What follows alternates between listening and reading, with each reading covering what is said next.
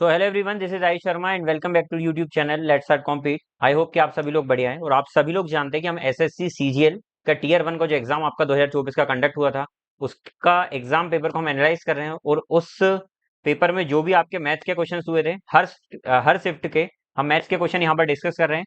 Last की class में हमने जो शुरुआत की थी उसमें 9 सितंबर की फर्स्ट शिफ्ट को कवर किया था, जिसको सो कॉल्ड टफ शिफ्ट बोला जा रहा था। उसमें हमने देखा था कि 22 क्वेश्चन के समथिंग आपके जो थे वो इजी क्वेश्चन थे, मतलब नॉर्मल क्वेश्चन थे। एक क्वेश्चन जो था गलत आया हुआ था और बाकी दो क्वेश्चन थोड़े से टफ थे, कैलकुलेटिव थे आप बोल सकते हैं, इसलिए वो शिफ्ट को हार्ड शिफ्ट बोला जा रहा था। आज की क्लास जो है वो 9 सितंबर की है। ये भी कहीं ना कहीं हार्ड शिफ्ट में ही आ रहा है, सेकंड शिफ्ट का ये पेपर है। तो इसके पूरे क्वेश्चन हम देखते हैं कि इसमें किस तरीके क्वेश्चन पूछे गए थे, और ये सब क्वेश्चन आप प्रैक्टिस जरूर करें जो कि आपके आने वाले सीजीएल 2024 के मेंस के लिए भी इंपॉर्टेंट होने वाले हैं। साथ साथ जो बच्चे एसएससी सीजीएल 2025 को टारगेट कर रहे हैं उनके लिए तो ये इंपॉर्टेंट होगा ही। ठीक है, तो चलिए शुरुआत करते हैं। पहला क्वेश्चन आपकी स्क्रीन के ऊपर ये रहा।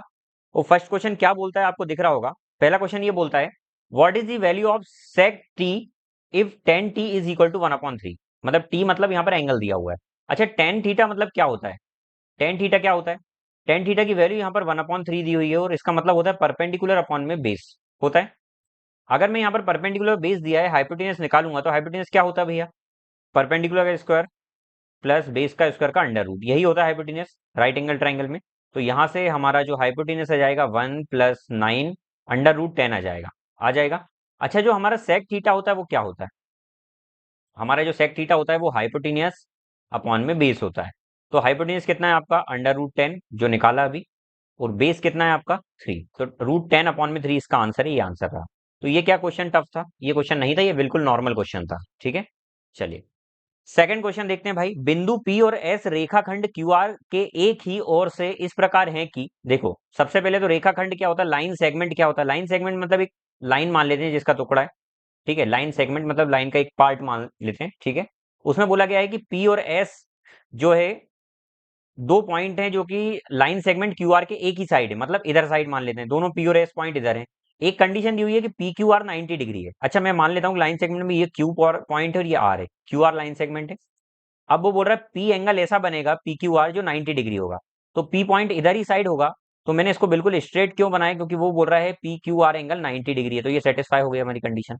दूसरा बोला कि एस आर क्यू भी 90 डिग्री है, तो एस पॉइंट का भी तो यही बोला था कि सेम साइड पर है। तो एस को भी मैं जस्ट इसके ऊपर बनाऊंगा ताकि ये 90 डिग्री एंगल हमारा फॉर्म हो जाए। तो यहाँ पर ये 90 डिग्री फॉर्म हो गया। ठीक है, आगे क्या बोला है? पी क्यू और एस आर बराबर है, पी क्यू और एस आर बराबर है। ठीक है, आगे बोला गया है P Q select the correct statement, correct statement आपको फाइंड करना है। अच्छा, मैं मान लेता हूँ कि एक ट्राइंगल ये क्रिएट हो रहा है, दो ट्राइंगल का यहाँ पर देख रहा है कॉन्ग्रुएंसी दे रहा है पी क्यू आर, तो एक बना लिया, और दूसरा एस आर क्यू, ये एस आर क्यू ये बन रहा है। अब इन दोनों ट्राइंगल को जरा घूर के देखेंगे तो इसमें देखिए क्या होगा, दोनों ट्राइंगल में आपस में दोनों ट्राइंगल कैसे बराबर होंगे? ये दोनों साइड तो आपस में दोनों की बराबर, ये दोनों ट्राइंगल की सेपरेट। अच्छा, ये दोनों कॉमन लाइन है, कॉमन लाइन है मतलब दोनों की सेम सेम होगी। अच्छा, दोनों में एक एक एंगल 90 डिग्री होगा।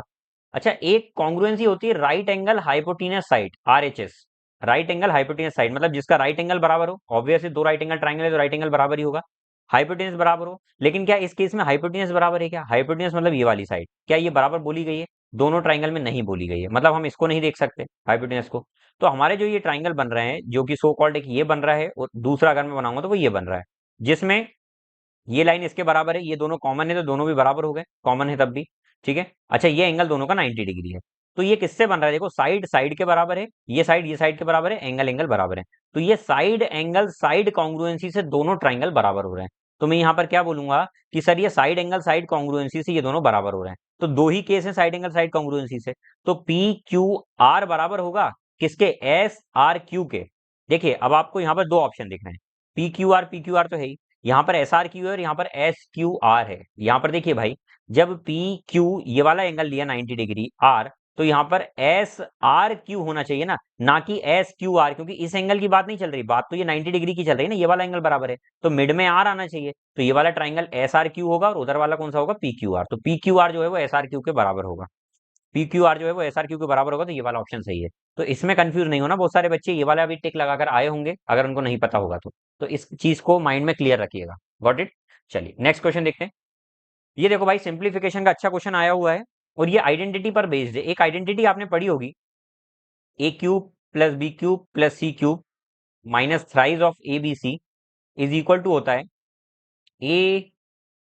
ए प्लस बी प्लस सी, फिर ब्रैकेट में A square plus B square plus C square minus A B minus B C minus C A. ये आइडेंटिटी होती है भाई, ठीक है। तो इसी आइडेंटिटी को अगर मैं देखता हूं तो नीचे वही आइडेंटिटी अप्लाई हो रही है, देखो A cube plus B cube plus C cube minus three A B C. तो ये क्या बन जाएगा, देखिए A cube plus B cube plus C cube minus three A B C, ये बन जाएगा, ये फॉर्मूला बनेगा। अच्छा नीचे यही वैल्यूज यूज हुई है, देखो ए बी सी यही है, ए बी सी, और नीचे क्या लिखा हुआ है, A square plus B square plus C square, फिर माइनस में A B B C minus C है, तो minus A B minus B C minus C है, यही यूज हुआ है। तो ये पूरा ये पूरे से कट जाएगा, तो सिर्फ बचेगा ए प्लस बी प्लस सी। तो ए प्लस बी प्लस सी क्या होगा सर, वो हो जाएगा 8.3 प्लस 9.2 प्लस 6.1। अगर मैं सबको ऐड करता हूँ, यूनिट डिजिट सभी की डिफरेंट है भाई यूनिट डिजिट, तो यहाँ पर मैं देखूंगा 3 2 6 प्लस 7, 7 यूनिट डिजिट किस में आ रहा है, 3 4 5 6, एक सेकंड, 3 प्लस 2 5 प्लस 1 6, 6 किस में आ रहा है, एक में ही आ रहा है, यही आंसर है। या फिर आपको ज्यादा इच्छा है तो आप पूरा सॉल्व कर सकते हैं, लेकिन पूरा सॉल्व नहीं करना भाई, एग्जाम में समय बचना, ठीक है। आगे क्वेश्चन देखते हैं। नीचे दिए गया पाई चार्ट आदित्य द्वारा किए जाने वाले खर्च प्रतिशत को दर्शाता है, ठीक है।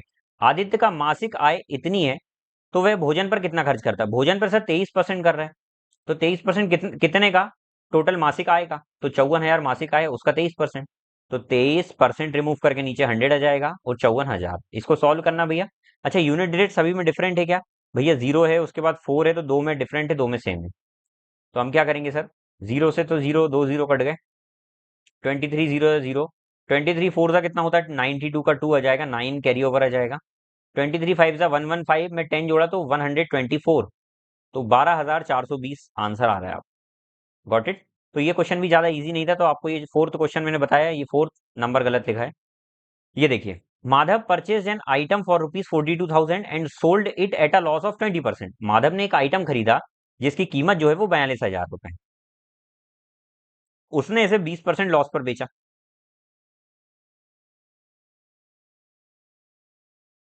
20% लॉस पर बेचा मतलब 80% में बेचा। विद दैट अमाउंट ही purchase another item and sold it again at gain of 30%, मतलब उसने इसे 80% में बेचा। तो मैं बोलता हूं कि सर अगर 20% इसमें डिस्काउंट में देना चाहूंगा तो इसका 10% कितना होगा, इसका 10% होगा 4200, 20% कितना हो जाएगा 8400, 8400। अच्छा इसमें से 8400 अगर मैं माइनस करता हूँ तो कितना आ जाएगा, जीरो में जीरो गया जीरो, जीरो में जीरो गया जीरो, फिर ये 10 में से 4 गया 6, यहाँ 1 बचेगा ना, उधर गया था तो 1 में से 8 गया तो कितना बचेगा, मतलब 11 में से 8 गया तो 3 बचेगा, और यहाँ 3 आ जाएगा, तो 33,600 आ गया। अब इसको हम 30% गेन पर बेच रहे हैं, 30% गेन कितना होगा, तो आप बोलेंगे सर इसका 10% जो होगा, इसका 10% जो होगा वो तो इतना होगा, एक जीरो हटाकर, तो इसका 30% कितना हो जाएगा, 3 जीरो जीरो, 3 6 18 का 8, 1 कैरी ओवर, 9 प्लस 1 10 का जीरो, 1 यहाँ 3 9 प्लस 10, 10,080, 10,080 प्रॉफिट पर बेचेगा। तो अब इसको दोनों को जोड़ देंगे तो कितना हो जाएगा, तो आप बोलेंगे सर 43,680 रुपए में बेचेगा। आप बताइए मुझे कि कितना प्रॉफिट हो रहा होगा। सर 42,000 की चीज को 43,680 में बेच रहा है, ओवरऑल प्रॉफिट कितना है, तो आप बोलेंगे 1,680 रुपए का प्रॉफिट है, ठीक है। तो ये आंसर हो गया, क्या समझ में आ गया। चलिए एक सेकंड रुकिएगा, हाँ, आई होप कि समझ में आ गया होगा। ये देखिए सिक्स्थ क्वेश्चन, 7 years एगो एगो 7 वर्ष पूर्व प्राची की आयु उस समय उसकी पुत्री की आयु की 4 गुना है। भैया 7 वर्ष पहले की बात चल रही, मतलब मान लेते हैं आज प्रेजेंट एज कुछ रही होगी, ये प्रेजेंट एज रही होगी, आज से 7 वर्ष पहले प्राची की, कौन, प्राची मैम, और उनकी बेटी मतलब डॉटर, कौन सी टर, डॉटर की जो एज है वो कितनी रही होगी, 4 टाइम्स उसकी डॉटर की, 4 टाइम्स उसकी डॉटर की। आगे क्या बोला है, Prachi will be 2.5 times as old as her daughter would be, कब, 4 साल बाद। अच्छा 4 साल बाद मतलब क्या, 4 साल बाद प्राची जो है वो अपनी पुत्री का 2.5 गुना है, 2.5 गुना है, मतलब अगर मैं डॉटर को 2 मानता हूं तो इसका 2.5 गुना मतलब 2.5 टाइम्स इसका 5 हो जाएगा। आप बोलेंगे सर यहाँ एक क्यों नहीं माना जैसे यहाँ पर माना था, भाई एक मानने में उसका 2.5 गुना 2.5 आता, तो मेरे को कोई ऐसा नंबर मानना था, इवन नंबर, जिससे उसका 0.5 गुना निकालने पर वो कोई प्रॉपर नंबर आए, कोई नेचुरल नंबर आए, कोई होल नंबर आए, पॉइंट में नहीं आए, गॉट इट। तो इसलिए मैंने इसको 2 माना। अब यहाँ पर देखिए, प्राची और उसकी मतलब माँ बेटी में, मम्मी में और उनकी बेटी में जो उम्र का अंतर पहले रहा होगा वही आज रहना चाहिए। रेशो में सबसे पहले हम इन दोनों में रिलेशन बिठाएंगे, तो रिलेशन यही बिठाएंगे कि सर इनका अंतर 3 था पहले, आज भी 3 होना चाहिए। तो क्या अंतर पहले 3 और आज भी 3 है? मतलब 3 प्राची बड़ी थी, आज भी 3 प्राची बड़ी है, बिल्कुल प्राची बड़ी है, ये कंफर्म है ना? क्योंकि ऐसा तो नहीं होगा ना कि हर साल अंतर बढ़ेगा कम होगा, ऐसा नहीं होगा, अंतर हमेशा सेम रहेगा। लेकिन वजन की बात की जाती है तो वजन में अंतर चेंज होता रहता है, क्योंकि किसी का वजन ज्यादा बढ़ सकता है, किसी का कम, लेकिन उम्र जो होती है वो सभी के बराबर बढ़ती है। Got it? हेल्थ की बात नहीं कर रहा हूं मैं।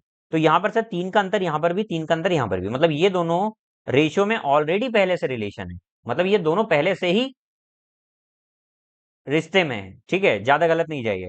तो अब यहाँ पर हमको अगर प्रेजेंट एज पर जाना है तो मैं ये बोलता हूँ कि सर यहाँ पर एक से डॉटर कितनी हो गई, 2 हो गई, कितनी इंक्रीज हुई, 1 हुई। प्राची भी देखो 4 से 5 हो गई, एक ही इंक्रीज हुई। लेकिन यहाँ पर ओवरऑल ये कितना इंक्रीज हो रहा है, 7 साल पहले और इधर 4 साल बाद, टोटल 11। तो यहाँ एक की वैल्यू 11 वर्ष आ गई, एक की वैल्यू 11 आ गई। तो इनमें से मैं इन दोनों रेशियो को अगर मैं निकाल लेता हूँ, उसने क्या बोला है कि दोनों की प्रेजेंट एज का सम निकालना है ना। तो मैं अगर ये सम निकालता हूँ तो 5 2 7 आ रहा है, मतलब 4 साल बाद का अगर सम निकालता हूँ 7 आ रहा है। तो मैं बोलूंगा 7 की एज कितनी होगी, 77। 77 वर्ष उनकी उम्र का जो सम है वो 4 साल बाद है। तो 4 साल पहले कितना रहा होगा, तो दोनों 4 4 साल कम होगी, तो मैं दोनों में से अगर 8 साल कम कर दूं तो टोटल 69 ईयर प्रेजेंट में रहा होगा। तो इनका 69 ईयर रहा होगा। Got it? समझ में आ गया? नेक्स्ट क्वेश्चन देखिए।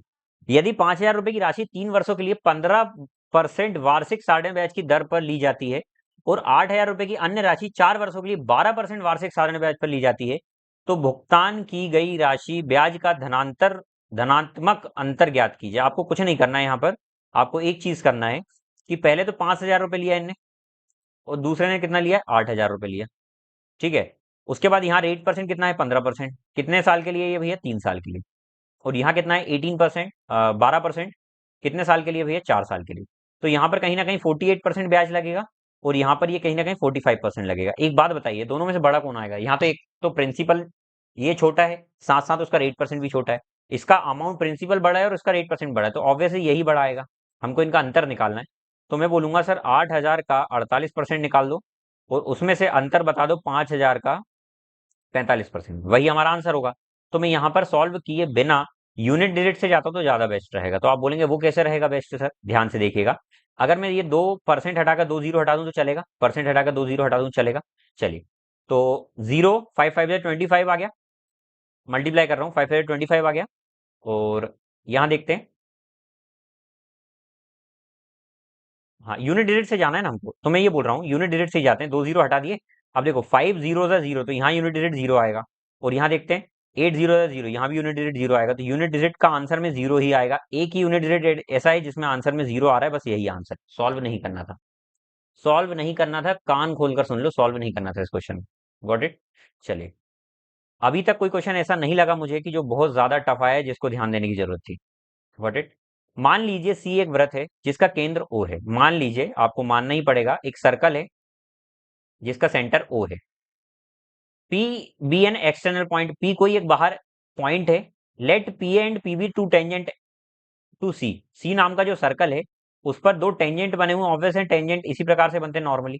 दो टेंजेंट बनाए हुए, जिसका नाम क्या है भैया, पी ए, एक पॉइंट पर पी ए मिल रहा है, एक बी मिल रहा है, पी बी, ठीक है। और पी ए और पी बी जो है ना, ये दोनों देखो टेंजेंसी पॉइंट है जो हमने बना दिए, और दोनं जो है एंगल 60 डिग्री बना रहे हैं आपस में, 60 डिग्री का एंगल दोनों के बीच में है।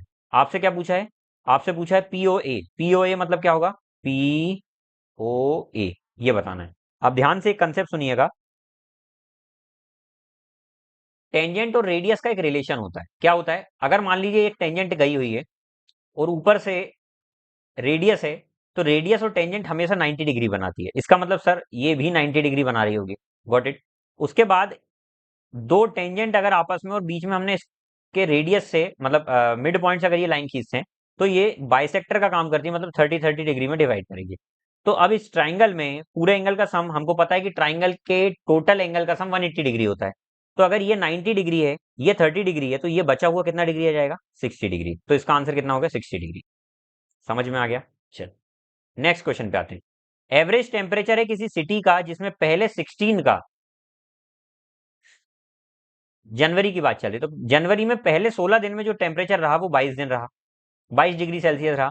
And the average temperature of last 16 days, आखिरी के 16 दिन का जो एवरेज रहा वो 26 डिग्री सेल्सियस रहा। तो एंटायर मंथ में 24 डिग्री रहा है, मतलब टोटल एवरेज दिया हुआ उसका 24 डिग्री। कितना दिया हुआ? 24 degree. What is the temperature of the 16th day? देखो सबसे पहले तो जनवरी कितने दिन का होता है मुझे ये बताइए। जनवरी होता है 31 डेज का। तो 31 में से अगर 16 इधर आ गए और 16 पीछे से भी ले रहा है, मतलब एक जो बीच वाला है वो रिपीट हो रहा है। मतलब 16 दिन इधर से ले लिए और 16 दिन इधर से ले लिए, तो ये बीच वाला एक व्यक्ति है ना, एक दिन जो है जिसको हम कितने दिन, कितने दिन के नाम से जानते हैं? 16th day. 16वें नंबर का जो दिन है, क्योंकि 15 दिन इधर होंगे, 15 दिन इधर होंगे और 16वें नंबर का दिन बीच में होगा। तो 16वें नंबर का दिन जो है वो रिपीट हो रहा है। तो मैं अभी हमेशा बताता हूँ ओवरलैपिंग कंसेप्ट। जब भी 16वां दिन इस तरीके से रिपीट हो रहा हो, इस तरीके से, तो जो एज इट इज साइन है वही कर देना। मतलब क्या कि जो 16वां नंबर आपको अगर निकालना है, तो इसका टोटल का एवरेज तो 24 आ रहा था। अब इसके पास जाएंगे, पहले वाले के पास जाएंगे। पहले 16 बोल रहे हैं कि हम भैया जो है वो 22 हैं, मतलब आप एवरेज से कितना कम हो? आप 2 कम हो।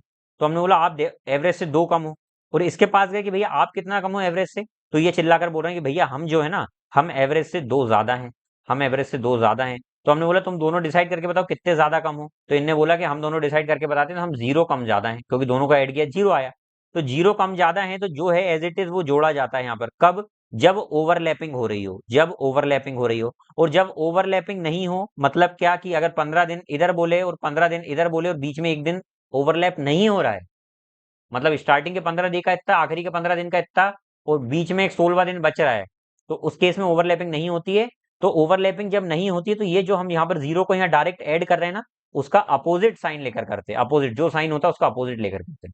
तो यहाँ पर सर 0 जोड़ेंगे तो मतलब 16वें दिन का 24 ही रहेगा, कोई चेंज नहीं आएगा। ये तो हो गया पहला तरीका।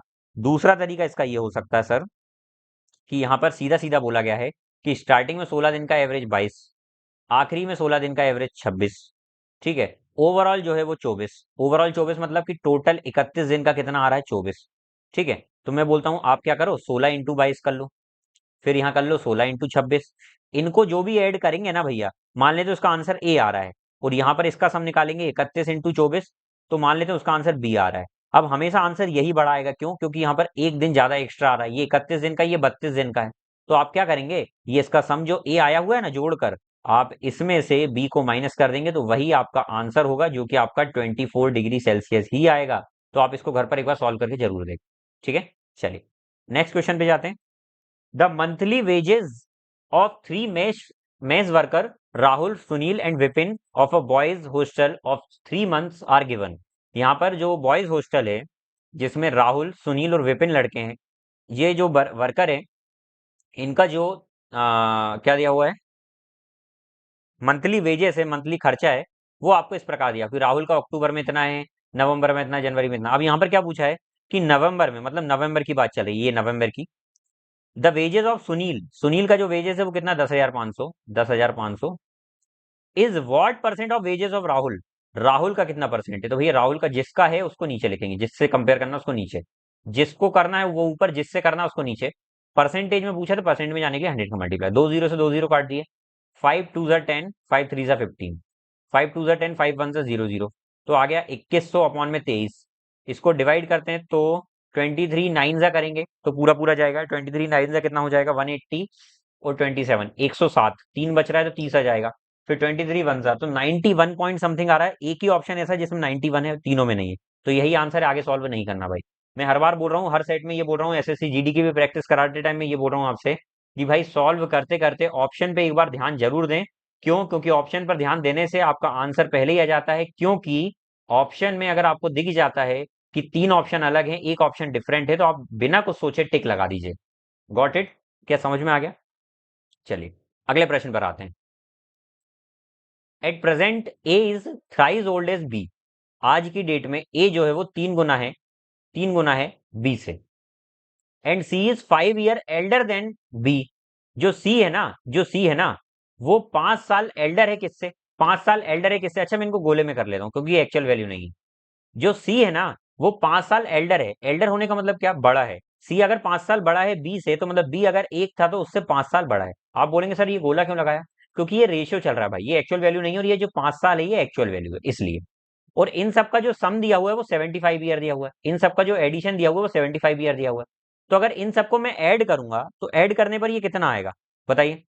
तो आप बोलेंगे सर इन सबको अगर मैं ऐड करता हूँ तो 3 + 1 4, 4 + 1 5, 5 आएगा, सर्कल वाला, और ये आएगा 5 साल, और इसकी वैल्यू आ रही है 75 ईयर। तो ये ईयर जाकर उधर माइनस हो जाएगा, तो कितना आ जाएगा 70 साल। तो 5 की वैल्यू 70 साल, तो रेशियो वाले एक की वैल्यू कितनी आ जाएगी 14 ईयर। कितनी आ जाएगी 14 ईयर। अगर एक की वैल्यू 14 ईयर आ गई, तो यहाँ पर बोला गया था ratio of age of B 5 years ago. सबसे पहले तो बी की एज कितनी आ रही, एक की वैल्यू 14, तो मतलब बी 14 साल का रहा होगा। और ए को कंपेयर करने का बोला, तो ए की एज कितनी आ जाएगी 42, 14 3 42 ईयर। ये आ गई दोनों। अब बोल रहा the ratio of B 5 years ago, 5 साल पहले किसकी एज, 5 साल पहले किसकी एज, बी की एज। The ratio of age of B, B की 5 साल पहले, तो बी की एज 5 साल पहले कितनी रही होगी, 14 में से 5 गया, तो आप बोलेंगे 9 रही होगी। बी की एज 5 साल पहले, और ए की एज 3 साल बाद, ए की एज 3 साल बाद, तो ए की एज आज कितनी है 42, 3 साल बाद कितनी हो जाएगी 45। तो ये रेशियो आपसे पूछा, तो 9 1 जा 9 5 जा 1:5। थोड़ा सा कैलकुलेशन था, हल्का सा था, थोड़ा सा सोचना था, कैलकुलेशन नहीं था एक्चुअली में, थोड़ा सा सोचना था बस। बाकी कोई इतना टफ क्वेश्चन नहीं था, ये भी इजी क्वेश्चन। ठीक है, चलिए 12th नंबर के क्वेश्चन आते हैं, जो कि सिंप्लीफिकेशन से, अगेन सिंप्लीफिकेशन में अलजेब्रा का यूज हो रहा है, आइडेंटिटी का। A cube minus B cube करके एक आइडेंटिटी होती है, जिसका फॉर्मूला बनता है A minus B, A square plus B square plus A B, ये बनता है। तो यहां पर भी अगर मैं इसको घूर कर देखूंगा, तो ये क्या बन जाएगा, ए क्यूब माइनस बी क्यूब क्या हो जाएगा, ए माइनस बी, ए माइनस बी, और फिर अंदर क्या आ जाएगा, ए स्क्वायर प्लस बी स्क्वायर। अच्छा मैं थीटा लिख दे रहा हूं, उससे कंफ्यूज नहीं हो, ए डिग्री या थीटा डिग्री कोई एक ही बात है। ठीक है, प्लस साइन थीटा इंटू में कॉस थीटा। ठीक है, और डिवाइड में क्या चल रहा है, साइन है माइनस कॉस है, ये कट गए दोनों, तो अब ये बचा सिर्फ। अब इसमें भी एक आइडेंटिटी होती है भैया, sine square theta plus cos square theta is equal to 1। तो सर इसकी जगह 1 लिख देंगे, तो हमारा आंसर क्या आ जाएगा बताइए जल्दी से, फटाक से बता दीजिए। अब तो आंसर आ जाएगा 1 प्लस साइन थीटा इंटू में कॉस थीटा, ये आ जाएगा आंसर। क्या समझ में आ गया भाई, sine theta plus cos theta, 1 plus sine theta into cos theta answer है। नेक्स्ट पे जाते हैं।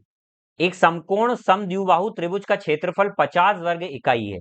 A right angled isosceles triangle, एक राइट एंगल आइसोस्केलेस ट्राइंगल, एक ये है राइट एंगल ट्राइंगल। आइसोस्केलेस मतलब जिसकी दो साइड बराबर हो, ऑब्वियस बात है कि ये दो भुजा बराबर होगी।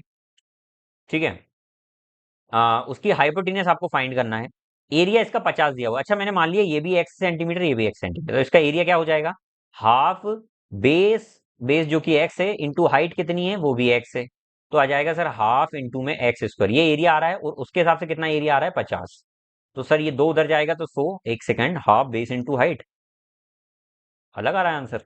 तो यहाँ से x की वैल्यू कितनी हो जाएगी, 100, तो x की वैल्यू हो जाएगी 10, x की वैल्यू 10 आ गई। तो आपसे बोल रहा है कि हाइपोटेनस कितना होगा भैया, तो अगर ये रेशियो देखिएगा, अगर ये 1 हो, ये 1 हो, तो ये अंडर रूट 2 बनता है रेशियो। तो उसी प्रकार से अगर ये 10 है, ये 10 है, तो ये 10 रूट 2 बनेगा आंसर, हाइपोटेनस। नहीं समझ में आया भाई अभी, तो आप क्या करिए, ऐसा ट्राइंगल बनाइएगा और 2 3 दिन तक ये सॉल्व करती रहिएगा, है ना। हाइपोटेनस निकालने का तरीका क्या होता है, परपेंडिकुलर का स्क्वायर प्लस बेस का स्क्वायर। ठीक है, और इसमें आएगा अंडर रूट 200, 200 में से फिर 10 बाहर आ जाएगा, रूट 2 ऐसे सॉल्व करिएगा। ठीक है, तो जो बच्चे इस तरीके से सॉल्व करने का सोच रहे हैं भाई, उनकी प्रिपरेशन अभी अच्छी नहीं है, वो पूरा रिवाइज करें अच्छे से। बाकी ये जो तरीका ये अच्छा है। ठीक है, तो 10 रूट 2 इसका आंसर आएगा। चलिए अगले पे चलते हैं। 14 नंबर का क्वेश्चन देखिए, 14 नंबर का क्वेश्चन देखिए, what is the volume of cylinder if radius of cylinder is 8। अगर रेडियस सिलेंडर की 8 सेंटीमीटर दी हुई है, ठीक है, वॉल्यूम निकालना है, और उसकी हाइट दी हुई है 14 सेंटीमीटर, 14 सेंटीमीटर। तो आपको वॉल्यूम ऑफ सिलेंडर निकालना है। तो वॉल्यूम ऑफ सिलेंडर क्या होता है, वॉल्यूम ऑफ सिलेंडर क्या होता है, तो आप बोलेंगे सिलेंडर का वॉल्यूम होता है पाई आर स्क्वायर एच। ठीक है, तो पाई की वैल्यू 22/7, रेडियस का स्क्वायर हो जाएगा 8 × 8, इंटू हाइट कितनी हो जाएगी 14, तो 7 2 ज़ा 14, 8 8 जा 64, 64 2 ज़ा 128, 128 इसका 2 दे दो तो 11 बचा, तो 256। ठीक है, 11 से मल्टीप्लाई करेंगे तो 6 यूनिट डिजिट आया, 1 आया भैया, 1 और 6 लास्ट में इसमें ही आ रहा है, मैं मल्टीप्लाई कर रहा हूँ इसको। ठीक है, फिर आएगा 8 और फिर आएगा 2, 2816, ये आ गया। ठीक है, तो आई होप कि समझ में आ गया होगा। नेक्स्ट क्वेश्चन पे चलते हैं। एक व्यक्ति प्रति माह 16,000 रुपए कमाता है। भैया यहाँ पर बोला गया कि एक व्यक्ति जो है वो हर महीने 16,000 रुपए कमाता है। कितना कमाता है, 16,000 रुपए। तो एक व्यक्ति हर महीने अगर 16,000 रुपए कमाता है, उसमें से वो 80% खर्च करता है। देखो परसेंट में भी दिया हुआ है, परसेंट में भी पूछा है, तो एक्चुअल वैल्यू अभी थोड़ी देर के लिए रहने दो, हो सकता है जरूरत ना लगे। ठीक है, मैं ऐसे ही करता हूँ भाई, जब लग रहा है कि जरूरत ना पड़ेगी तो मैं देखता ही नहीं हूँ। यहाँ पर बोला गया कि एक व्यक्ति 80% खर्च करता है, 80% खर्च करता है, तो सेव कर रहा है कितना, रिमेनिंग मतलब 20% सेव कर रहा होगा। तो सर ये एक्सपेंडिचर है, ये सेविंग है, तो उसकी इनकम कितनी रही होगी, तो आप बोलेंगे सर उसकी इनकम 100 रही होगी। उसके बाद क्या बोला गया है, अगर उसकी इनकम 20% बढ़ा दे, आगे अगर उसकी इनकम 20% बढ़ा दे और उसका एक्सपेंडिचर अगर उसको 10% बढ़ा दे, तो उसका सेविंग में कितना इंक्रीज होगा ये फाइंड करिए। तो मुझे एक बात बताइएगा सिंपल सी, कि अगर उसका इनकम बढ़ा दिया जाए 20, तो वो कितना हो जाएगा 120। एक्सपेंडिचर 10% बढ़ाए तो कितना हो गया 88। तो मुझे बताइए सेविंग कितनी कर दी जाए। अगर ये 88 है, ये 20 है, तो ये कितनी होना चाहिए, आप बोलेंगे 32 होना चाहिए। तो सर सेविंग कितनी बढ़ा दी जा रही है, आप बोलेंगे 12 बढ़ा दी गई, कितने पर 20 पर, वो परसेंट में जाने के लिए 100 का मल्टीप्लाई। तो 20 5 जा और 5 12 5 जा 60, तो 60% इसका आंसर आ जाएगा। क्या बात समझ में आ गई, आई होप कि समझ में आ गई होगी। ठीक है, चलो अगले क्वेश्चन पे आते हैं। एक वस्तु का अंकित मूल्य उसके क्रय मूल्य से 26% अधिक है। एक वस्तु का मार्क्ड प्राइस उसके कॉस्ट प्राइस से 26% ज्यादा है। मतलब क्या कि 26% ज्यादा है।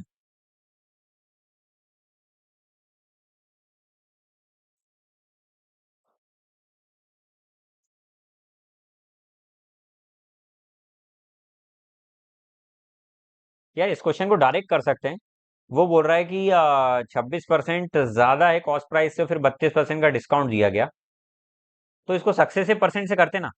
क्यों, क्योंकि देखिए एक वस्तु का अंकित मूल्य जो है वो क्या होता है, अंकित मूल्य क्या होता है, कहीं ना कहीं कॉस्ट प्राइस को बढ़ाया जाता है। तो वो बोल रहा है कि मार्क प्राइस जो है वो 26% ज्यादा है।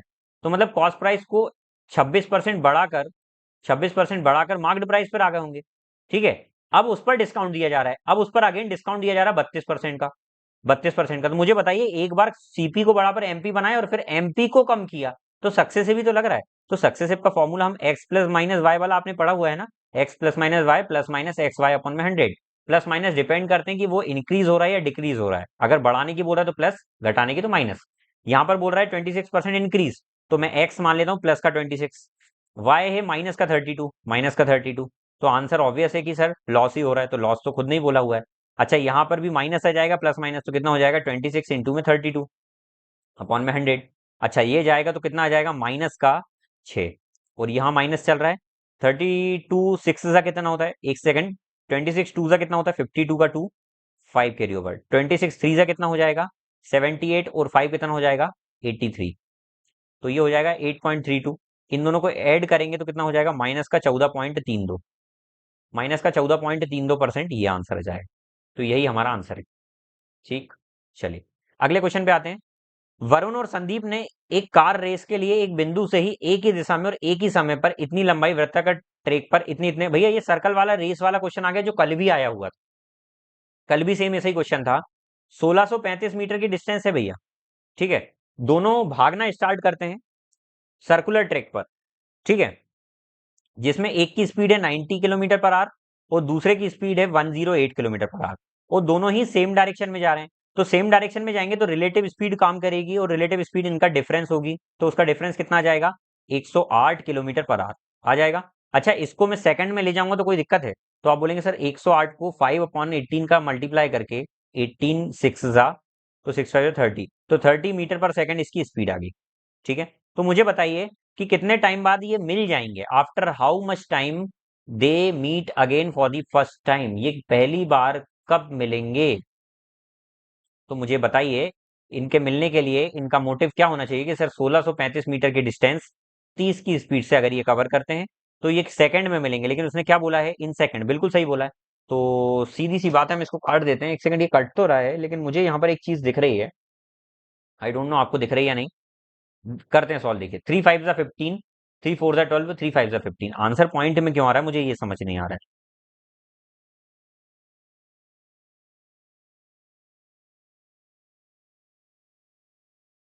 एक सेकंड, इनका डिफरेंस 18 आ रहा है भैया, 18 आ रहा है। तो ये 18 से 18 कटेगा तो यहाँ पर 5 आ जाएगी स्पीड। कुछ भी कर दिया यार, आप लोग हाँ में हाँ मिलाते हो। ठीक है, हर बार हाँ में हाँ नहीं मिलाना चाहिए, इंसान को एक बार ध्यान से देखना चाहिए, कितना ही आपके भरोसे वाला हो। डायरेक्ट आंख बंद करके कभी भी भरोसा मत करना भाई, ठीक है। तो यहाँ पर अगर मैं इसकी स्पीड से डिवाइड करना चाहता हूँ तो मैं 5 मीटर पर सेकंड की स्पीड से डिवाइड करूंगा। तो 5 से डिवाइड करूंगा, 5 3 जा 15, 5 2 जा 10, 5 7 जा 35, 327 सेकंड में ये कवर कर देगा। Got it. चलिए 18 नंबर का क्वेश्चन देखिए। सबसे पहले तो भाई एंगल के केस में पाई की वैल्यू 180 डिग्री होती है, इसको गांठ बांध लीजिए। एंगल के केस में पाई की वैल्यू 180 डिग्री होती है, इसको गांठ बांध लीजिए। ठीक है, एक रेडियन में होता है, एक डिग्री में होता है। ठीक है, तो इसका ध्यान रखिएगा। तो यहाँ पर पाई बाय 6 मतलब 180/6, ये कितना डिग्री हो गया। यहाँ पर क्या बुलाया गया है, the angle of triangle are such that one is average of other two. पहला एक जो है वो औसत है दूसरे दो का। तो चेक करिए ऑप्शन में ऐसा कौन सा ऑप्शन है। तो मैं पहला ऑप्शन पहले देखता हूँ, इसको डिवाइड करता हूँ तो ये 30 आ गया, 30 डिग्री। इसको 180 जा तो 60 डिग्री आ गया, और ये 90 डिग्री आ गया। तो भैया पहला एंगल बन रहा है 30, 60, 90। क्या इसमें ये केस फॉलो हो रहा है कि दो का एंगल, दो का एवरेज एक के बराबर है। तो आप बोलेंगे इन दोनों का एवरेज लिया 90 का एवरेज तो 45, तो ये नहीं सेटिस्फाई हो रहा है। अगर इन दोनों का एवरेज लेता हूँ 30 और 90, तो 120 का एवरेज ये आ रहा है। बिल्कुल भाई, इन दो एंगल का एवरेज निकल कर ये आ रहा है। मतलब क्या, 30 + 90 को ऐड करके इनका एवरेज निकालता हूँ तो 120/2 आता है, जिसका मतलब 60 डिग्री होता है, वो बीच वाला है। तो दो एंगल पहले वाले का एवरेज है, ये पहले ही ऑप्शन में सेटिस्फाई हो रहा है, पहले ही ऑप्शन में। तो आगे चेक नहीं करना भाई, इतना कॉन्फिडेंस होना चाहिए कि पहले ही सही है। अब ये आपका बाय लक बोल सकते हैं, या उनकी मेहरबानी बोल सकते हैं, उन्हें पहले ही ऑप्शन में दे दिया ताकि आपने चेक कर लिया। अदरवाइज अगर फोर्थ ऑप्शन होता तो हर ऑप्शन चेक करना हो। Got it. चलिए आगे जाते हैं। From a circle with radius इतना, sector of arc length 11 is cut off, what is the area. सबसे पहले तो एक चीज समझिएगा, किसकी बात चल रही, एरिया की और पेरीमीटर की। सर्कल के अगर मैं एरिया और पेरीमीटर की बात करता हूं तो एरिया होता है पाई आर स्क्वायर, और पेरीमीटर होता है 2 पाई आर। तो यहां से एक घंटी बजवाना चाह रहा हूं मैं आपके। अगर मैं इनका रेशियो लेता हूं तो भैया रेडियस का, सॉरी, एरिया का और पेरीमीटर का रेशियो R/2 में होगा। मतलब जिस रेशियो में रेडियस होगी और उधर 2 हो जाए, इस रेशियो में होगा। ठीक है, तो यहां पर बोला कि find the area of this sector. अगर किसी सर्कल की रेडियस दी हुई है इतनी, उसकी लेंथ इतनी दी हुई है आर्क की, तो आपसे बोल रहा है कि आप उसका एरिया निकालिए। मुझे एक बात बताइएगा, रेडियस है 15.75, 5/2 अगर इस रेशियो को मैं सिंप्लीफाई करता हूँ, 2 0 रिमूव करके नीचे 100 आ जाता है। ये 100 अगर मैं काटता हूँ, 25 6 ज़ा 150, 25 3 ज़ा 75, 25 4 ज़ा, तो ये 63 रेशियो में ये 4 उधर जाएगा 8। ये रेशियो बन रहा है एरिया से पेरीमीटर का। अब यहाँ पर बोल रहा है कि आर्क की लेंथ इतनी है। आर्क की लेंथ मतलब जो टुकड़ा है ना भाई, सेक्टर का जो टुकड़ा है ना, मतलब ये वाला टुकड़ा है ना, ये मतलब ये पेरीमीटर, इतना पेरीमीटर 11 है। तो आप बताइए कि इतने ही पेरीमीटर वाले का एरिया कितना होगा। तो सर एक्चुअल में इसके हिसाब से तो 11 सेंटीमीटर है, और हमारे हिसाब से पेरीमीटर कितना है, तो 8 है। तो यहाँ पर कहीं ना कहीं चॉकलेट कंसेप्ट से 8 की वैल्यू 11 सेंटीमीटर बोल रहा है। तो मुझे बताइए 63 की वैल्यू कितनी आएगी। तो आप बोलेंगे सर 11/8 इंटू में 63।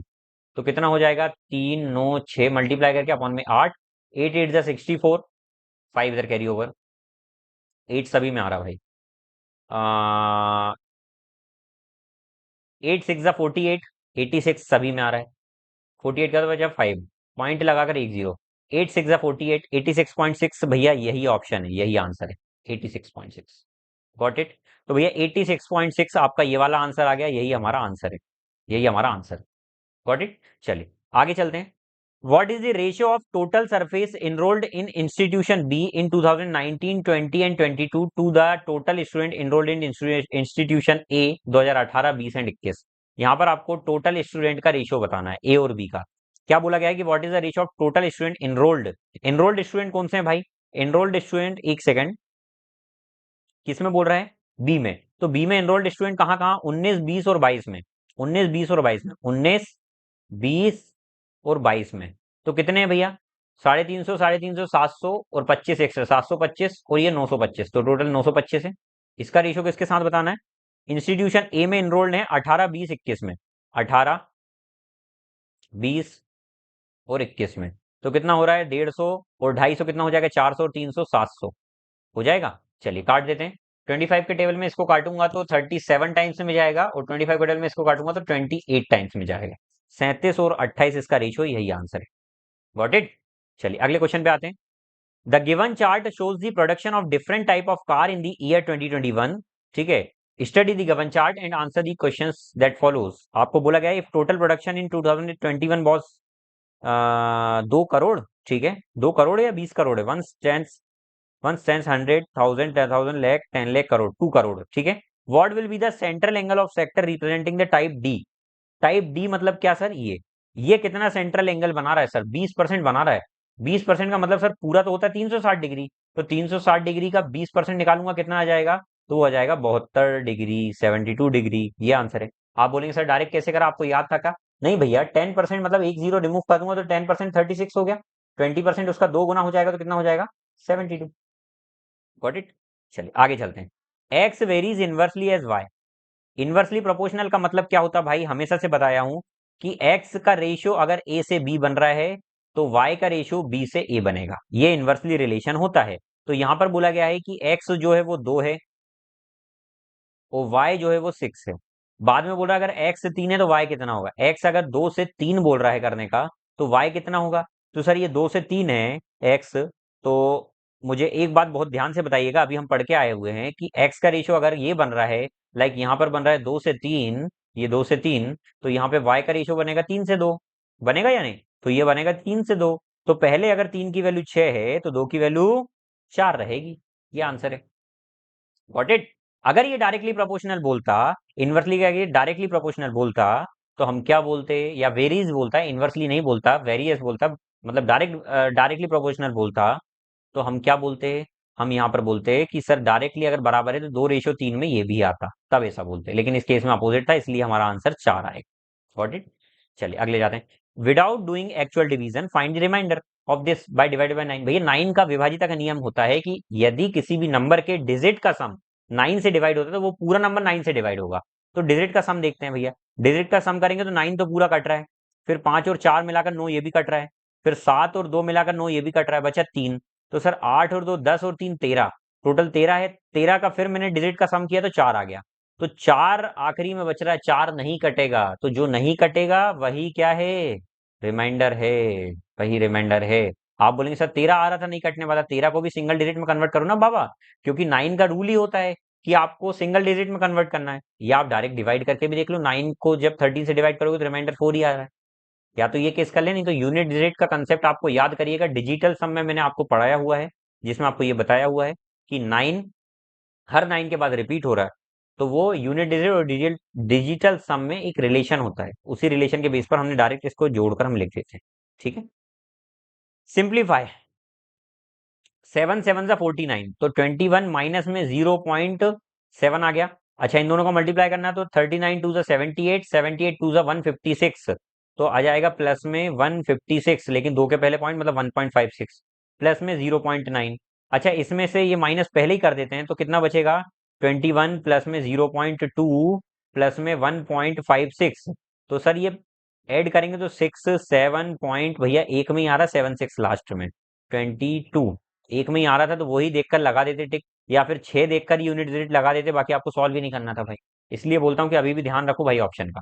ये देखिए भाई, ये क्वेश्चन तो खतरनाक दिख रहा है लेकिन है नहीं। ठीक है, ये क्वेश्चन खतरनाक नहीं है, ये इजी शिफ्ट में ही आया होगा। Pipe M N and S, pipe M N और एस 25 मिनट में टैंक को भरते हैं, 50 मिनट में और 100 मिनट में। अगर मैं इनका एलसीएम लेता हूँ और इनकी एफिशिएंसी निकालता हूँ एलसीएम लेकर, तो एलसीएम 100 आ गया। तो इसकी एफिशिएंसी 4 होगी, क्योंकि 25 4 जा 52 जा, मतलब डिवाइड करके निकाल रहे हैं हम, 100 से 100 1। तो ये इनकी एफिशिएंसी होगी। क्वेश्चन में क्या बोला है ध्यान से देखिएगा कि initially pipe N and S are kept open for 10 minute. सबसे पहले तो 10 मिनट के लिए एन और एस को ओपन किया गया, 10 मिनट के लिए। फिर इनको बंद करके क्या किया गया? इनको बंद करके बोला गया कि N is shut and M is open. अब एम को ओपन कर दिया और एस के साथ दोनों को ओपन रखा। क्या बोल रहा है? S is closed before 15 minute of overflow. भैया टैंक भरने के 15 मिनट पहले एस को बंद कर दिया जाता है। एक बात बताइए, एम को ओपन करा तो एम को आखिरी तक बंद किया नहीं? तो मैं मान लेता हूँ कि सर एम पाइप जो है वो पूरा आखिरी तक चला, मान लेते वो एक्स मिनट में टैंक भर रहा था तो एक्स मिनट तक पूरा चला। और एन जो पाइप था ना, एन नहीं सॉरी एस, एस को एक्स मिनट में खत्म हो रहा था टैंक, वही मैंने माना। तो वो एक्स मिनट से 10 मिनट पहले खत्म कर दे रहा है। तो आप समझे नहीं होंगे क्वेश्चन को, मैं फिर से समझा देता हूँ। मुझे ऐसा लग रहा है आप समझे नहीं क्वेश्चन को, फिर से बताऊँ। देखिए मैं बोल रहा हूँ कि यहाँ से तो इनकी एफिशिएंसी आ गई। इसने बोला कि एन और एस को 10 मिनट तक चलाया, तो यहाँ पर देखिए एन और एस को मिलकर अगर 10 मिनट तक ये चलाते हैं तो एन और एस की एफिशिएंसी कितनी है? एन और एस तीन एफिशिएंसी है, तो तीन एफिशिएंसी से 10 मिनट तक चलेंगे तो ये 30 टैंक फुल कर दिया। अगर 100 में से 30 टैंक फुल कर दिया तो बचा कितना? 70। अब 70 टैंक को फुल करने के लिए कौन आ रहा है? देखिए 70 टैंक फुल करने के लिए बोल रहा है एम को ओपन कर दिया गया और एम को बंद नहीं करा। देखो आखिरी तक कुछ नहीं बोला एम के बारे में, और बोला गया है कि पी को क्लोज कर दिया। जो पी चल रहा था ना अभी तक शुरू से, अब पी को क्लोज कर दिया गया 15 मिनट पहले, मतलब अब जो टैंक फुल होगा उसके 15 मिनट पहले। तो मैं मान लेता हूँ कि अब टैंक जो है वो एक्स मिनट में फुल हो रहा होगा, तो उसके 15 मिनट पहले, तो उसके 15 मिनट पहले तक किसको चलने दिया, एस को चलने दिया। और बाकी जो बचा हुआ था एम जो है वो पूरा आखिरी तक चला, मतलब एम जो है वो पूरा एक्स मिनट तक चला। तो सर ये जो 70 टैंक है ये एस की एफिशिएंसी से भराएगा, एक्स इतने मिनट तक चलेगा। तो एक्स वन की एफिशिएंसी से एक्स माइनस 15 प्लस एम जो है वो एक्स की एफिशिएंसी, एम की एफिशिएंसी कितनी, 4, तो 4x जाएगा इक्वल टू ये 70 आ गया। अब इसको मैं सॉल्व करूंगा, थोड़ा सा हौच पौच दिख रहा होगा जगह कम होने के कारण, तो आप एडजस्ट करिएगा। ये 70 लिखा मैंने इधर भैया, इधर आ जाएगा x plus x 5x, 5x minus 15, 15 उधर जाएगा तो 85, तो x की वैल्यू कितनी हो जाएगी, 17। x की वैल्यू आ गई 17, मतलब x कितना, 17 मिनट आ गया। भैया 17 मिनट, तो ये जो 10 मिनट बंद के बाद का केस है 17 मिनट, वो क्या बोल रहा है कि अगर इसी तरीके से चलता रहा, इसी पैटर्न में चलता रहा, तो टैंक कितने समय में फुल हो रहा है। तो आप बोलेंगे सर 17 मिनट तो बाद में लग रहा है, जब वो पाइप बंद करने वाला काम किया इनिशियली के बाद, और स्टार्टिंग में वो कितनी देर चला था, 10 मिनट चला था। तो सर 10 मिनट पहले चला था, वो बाद में 17 मिनट चला था, तो टोटल 27 मिनट ये चला होगा। ठीक है, अगला क्वेश्चन, अगला नहीं एक्चुअली में ये क्वेश्चन खत्म हो गए। तो देखिए भाई ये क्वेश्चन थे आपके इस क्लास में, मुझे लग रहा है पूरे क्वेश्चंस इजी थे, मतलब मैक्सिमम क्वेश्चंस इजी ही थे। तो आई होप कि आपको समझ में आ गया होगा, अगर समझ में आ गया तो भाई मिलते हैं फिर अगली क्लास में, तब तक के लिए अपना ध्यान रखिए, मस्त रहिए। कोई डाउट होता है तो कमेंट में लिखकर बताइए। अपना प्यार इसी प्रकार से हमारे साथ बनाए रखिए। मिलते हैं अगली क्लास में, तब तक के लिए अपना ध्यान रखिएगा, मस्त रहिएगा, व्यस्त रहिएगा, अपना ध्यान रखिए, अपनी फैमिली का ध्यान रखिए, और पढ़ाई करते रहिए भाई। ठीक है, मेंस का वेट कर ही रहे होंगे आप, मुझे उम्मीद है आप उम्मीद ये लगाकर बैठे कि दिसंबर में मेंस होगा। जो भी चैनल पर कुछ भी आए जनवरी में होता है, आप दिसंबर मान के चलें। तो जिनका भी मेंस है भाई लोग, समय को वेस्ट ना करें, बहुत सारे फेस्टिवल्स आ रहे हैं अभी इन 2 महीनों में, दीपावली आने वाली है आपकी, फिर क्रिसमस आएगा। तो टाइम को खराब नहीं करें, मैं ये मानता हूँ, क्योंकि यही समय जो है वो आपको रिजल्ट दिलाएगा। ठीक है, चलिए, तो thank you so much class, मिलते हैं अगली क्लास में, तब तक के लिए अपना ध्यान रखिए। जय हिंद, वंदे मातरम।